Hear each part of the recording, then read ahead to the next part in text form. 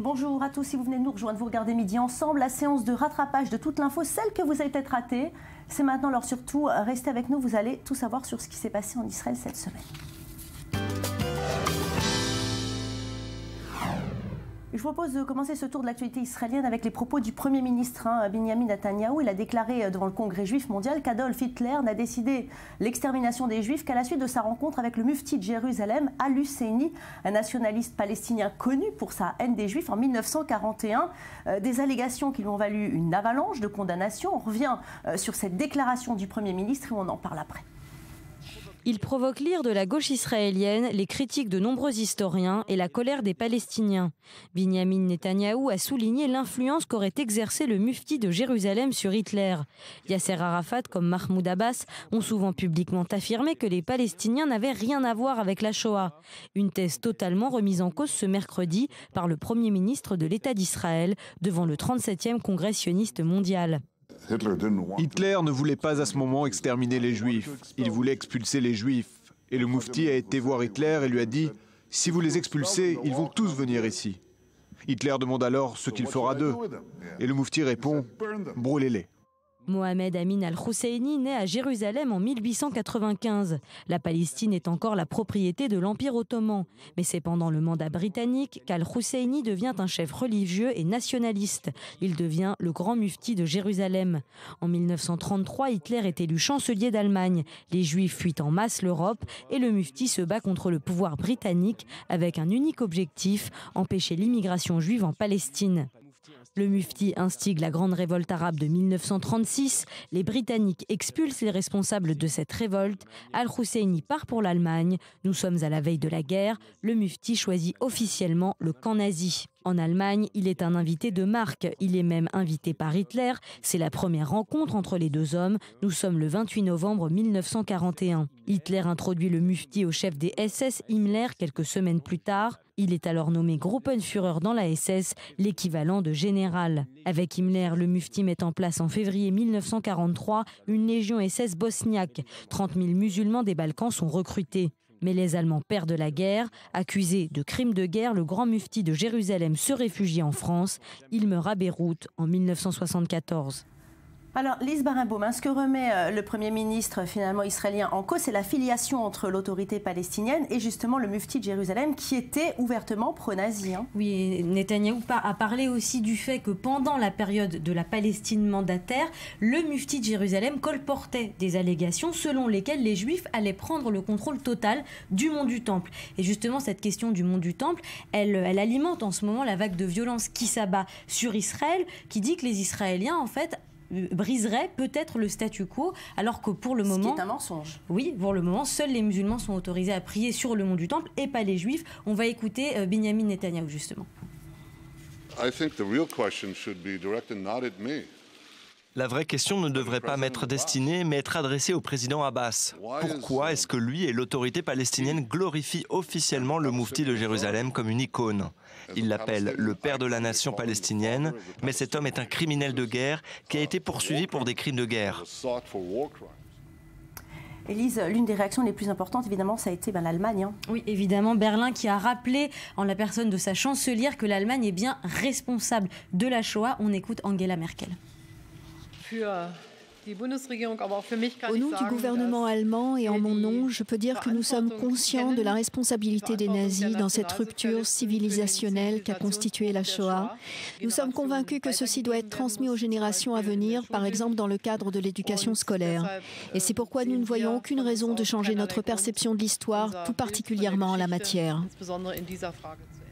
Maurice Fergand, vous ne pensez pas justement que l'emballement médiatique autour de cette affaire, c'est un peu excessif? Un petit peu, mais il faut quand même remettre les choses en place. C'est vrai que le Premier ministre Benjamin Netanyahou a commis une erreur en citant ce dialogue entre Hitler et Al-Husseini en novembre 1941. Pourquoi c'est une erreur?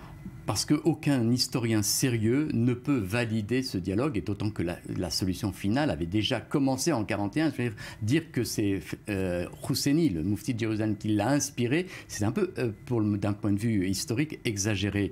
Maintenant, effectivement, la polémique qui a suivi, cet engouement de la communauté internationale et de la presse internationale sur cette question-là pose des questions. La Maison-Blanche a réagi en dénonçant ce qu'ils appellent la rhétorique incendiaire du Premier ministre israélien.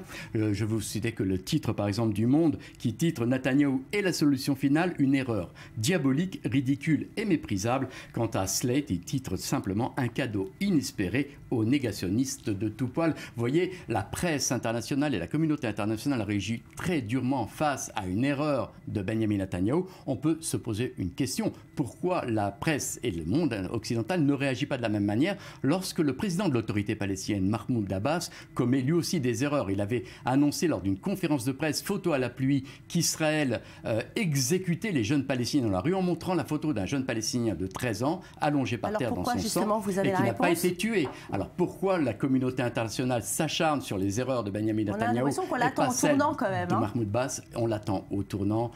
Effectivement, Israël est visé, d'autant que la presse internationale a très peu parlé des attaques au couteau contre des Israéliens et a surtout soulevé le point que les Israéliens se défendaient et neutralisaient les terroristes. Donc effectivement, c'est une question qui reste posée. Cette question de la Shoah dérange. Elle dérange en Israël, à juste titre, les intellectuels israéliens, les spécialistes de la Shoah. Pourquoi dérange-t-elle à ce point l'Europe et les États-Unis? C'est une question qui reste posée.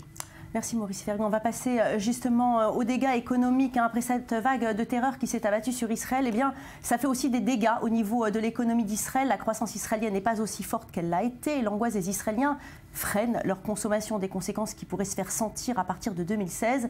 Les spécialistes sont inquiets. Regardez le reportage. Les sirènes que vous entendez ce matin près du centre commercial Azrieli à Tel Aviv témoignent de la situation vécue depuis plusieurs semaines par les Israéliens. Importante force de sécurité, circulation bloquée et rues désertes. Insécurité dans la rue, mais aussi à la maison. Tu rentres à la maison, tu t'enfermes. On joue avec les enfants, mais on ne va pas au parc. Voilà à quoi ressemble la voie piétonne principale de Jérusalem et les premières victimes en sont les commerçants. Les rues sont désertes, mais les deux côtés, juifs et arabes, ont peur. On parle d'une baisse de 100% du volume des affaires. Les gens ne se promènent plus dans les rues et je ne peux pas leur en vouloir, puisque la situation est tout de même particulière. Une situation identique dans l'ensemble du pays. Selon les données d'une société qui suit les transactions bancaires, la semaine dernière, on a enregistré une baisse de 11% des dépenses par carte de crédit en comparaison avec la même période de l'année dernière. Même dans les centres commerciaux, la baisse des activités est importante ces dernières semaines. La société RIS, qui suit les activités de plus de 2000 boutiques dans les centres commerciaux, fait état d'une baisse drastique de 13% du volume des affaires. Des commerçants et des données que nous recevons, il apparaît une baisse de volume qui varie entre 10 et 15%. Mais il semble que les consommateurs préfèrent rester à la maison. La compagnie de bus Eged a enregistré une baisse de fréquentation de 30% à Jérusalem. Dans le secteur du tourisme, on note également une influence des événements sécuritaires. Selon les hôteliers, les touristes n'ont pas fui en raison de l'insécurité, mais la profession reste inquiète pour l'avenir. Les répercussions ne sont pas immédiates, mais pourraient se faire sentir très bientôt, peut-être même dès le mois prochain ou début 2016. Et la chute pourrait être très importante. Si la situation se poursuit, de nombreux commerces, et en particulier les plus petits, pourraient faire faillite. Et l'industrie hôtelière, qui se trouve déjà en situation difficile, pourrait recevoir un coup encore plus dur. Tout ça s'ajoute à la récession qui se fait déjà sentir dans l'activité économique israélienne. Donc Lise, en seulement 2 semaines, on constate que l'économie israélienne a été affectée par justement cette vague d'attentats. Oui, alors déjà, les Israéliens consomment beaucoup moins. Mais il faut dire que la période d'après septembre, c'est une période traditionnellement où on consomme moins en Israël puisqu'on sort des fêtes. Mais là, en seulement 5 jours, un chiffre énorme, moins 13% de consommation et tout le pays est touché. Tel Aviv, la région sud et bien sûr Jérusalem, là où il y a eu le plus grand nombre d'attaques, avec un pic où un jour il y a eu moins 21,5% de consommation. Donc on est d'accord, Israël a déjà été dans une meilleure forme économique. En cas de 3e intifada, que se passerait-il? Alors, en 2015, aujourd'hui, la situation économique d'Israël n'est pas du tout la même que lors des 2 premières intifadas en 1987 et en 2000. Là, on est déjà dans une phase de ralentissement économique. Donc, si les violences se poursuivent, ça pourrait vraiment plonger Israël dans une récession en 2016. Et en plus, on sait très bien qu'en cas d'intifada, le budget de l'État est détourné vers la défense. Donc, il serait vraiment difficile de se permettre une intifada au niveau économique. Par le passé passé, les intifadas ont déjà causé beaucoup de dégâts sur l'économie israélienne, Lise. Oui, à chaque fois qu'il y en a une, en fait, ça plonge Israël dans une récession pendant 3 ou 4 ans. Alors en 87, lors du déclenchement de la première, l'économie israélienne se portait très bien. On avait un taux de croissance annuel de 6,1%. Ça s'est ralenti en 88 à 3,6 et en 89 à 1,4. Pareil pour la seconde intifada. Quand ça commence en 2000, l'économie israélienne va très bien. Taux de croissance de 9%. Et les 4 années qui ont suivi, on a connu une énorme récession avec en 2002 un pic, croissance négative et 10% de taux de chômage, ce qui est énorme pour Israël.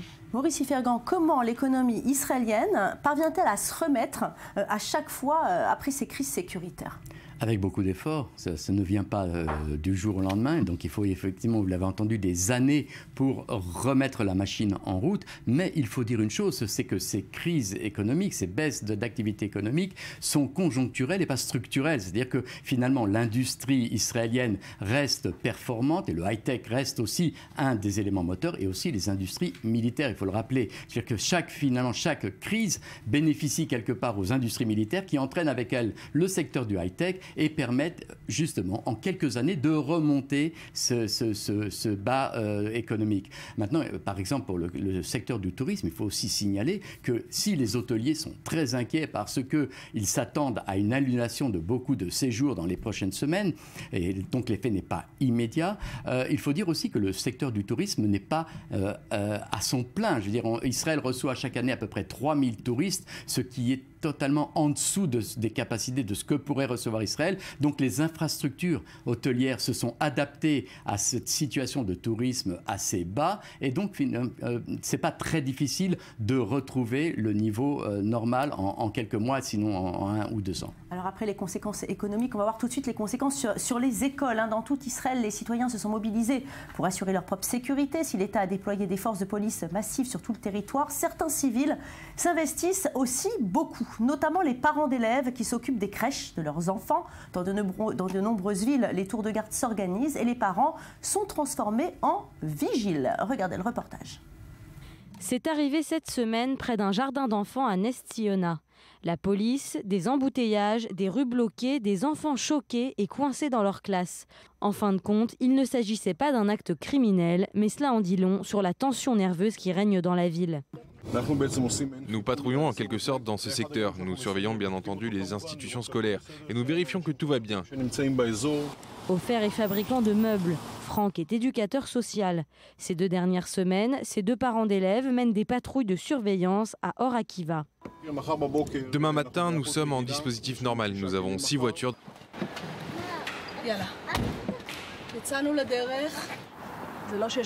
Allez, en route. C'est pas qu'il pleuve aujourd'hui, comme vous le voyez. Regardez, ça a plusieurs utilités. C'est un repose-tête, mais c'est aussi quelque chose qui peut servir à se défendre. Dans le quotidien, Yona est conseillère en assurance. Mais ces derniers jours, elle a été nommée responsable de la sécurité du jardin d'enfants. Je suis là tout le temps, du matin jusqu'à la fin de la journée scolaire. Nous sommes présents. Tu es vigile ? Non, je suis le papa d'Avia. Ce n'est pas une plaisanterie, c'est la réalité dans des centaines de jardins d'enfants en Israël, en particulier dans les établissements privés, mais aussi dans les crèches publiques qui ont moins de 100 enfants et qui ne reçoivent donc pas de sécurité. Es-tu suffisamment courageuse ? Non, mais je fais confiance à mon instinct s'il se passe quelque chose. La lionne se réveille et... Et pourtant, les budgets ne manquent pas. Le ministre des Finances, Moshe Kahlon, a promis des subventions à toutes les institutions qui demanderont des vigiles, de la crèche jusqu'au lycée. Ce centre a été monté par le père d'un enfant de 5 ans, inquiet du fait qu'il n'y avait pas de vigile dans la crèche de son fils. Il y a à peine 3 jours, il n'y avait qu'un opérateur dans ce centre qui ne recevait pas plus de 50 demandes de vigiles par jour. Mais tout ça, c'est déjà de l'histoire ancienne. Jusqu'à présent, nous avons reçu 400 appels de jardins d'enfants pour nos 300 vigiles. J'ai 3 petites filles et je vis dans l'angoisse. Elles ont peur de sortir de la maison. Moi, j'ai peur de rester seule à la maison. Yochi Simantov répond sur le numéro d'urgence du ministère de l'Éducation aux parents inquiets, juifs comme arabes. Elle reçoit environ 500 appels. Même dans le secteur arabe, il y a de la peur. Les gens ont peur de sortir et qu'on les prenne pour des terroristes. Pour l'heure, les parents d'élèves sont disposés à donner de leur temps et à perdre des journées de travail pour assurer les gardes. Mais il est clair que cela ne pourra pas durer sur le long terme, d'autant que ce n'est pas leur profession. Donc beaucoup de problèmes de sécurité, on vient de le voir Lise Barenbaum dans ce reportage. Et il y a même eu une grève dans le Negev. Oui, à Ofakim, une ville du sud d'Israël, des parents ont fait grève dans leur propre crèche. Ils n'étaient pas contents qu'il n'y ait pas de sécurité supplémentaire parce qu'il y a un chantier où travaillent des ouvriers palestiniens à côté de la crèche de leurs enfants. Et à Beersheva, on a même demandé l'expulsion d'une petite fille arabe. Oui, ça a commencé sur un groupe WhatsApp entre parents. C'est un père qui a eu des commentaires racistes, qui a demandé cette expulsion. Et aujourd'hui, c'est la mairie de Beersheva qui prend le relais dans cette affaire. C'est quand même incroyable, ces parents justement qui s'organisent tout seuls pour assurer la sécurité de leurs enfants. Maurice Ifergan, si ce n'est pas justement des vigiles, eh bien les parents se cotisent pour acheter des digicodes devant l'entrée de l'école. Ça se fait pas du tout en France. C'est purement israélien de se prendre en charge comme ça. Les Israéliens sont tout à fait rodés à ce réflexe civil. Ils ont des capacités de s'auto-organiser assez rapidement pour pouvoir faire face à des situations d'exception. Maintenant, il faut savoir que ces solutions marchent sur le court terme, mais jamais à long terme. Merci beaucoup Lise, Maurice. Restez avec nous. Tout de suite, c'est le journal suivi de notre séquence Lifestyle.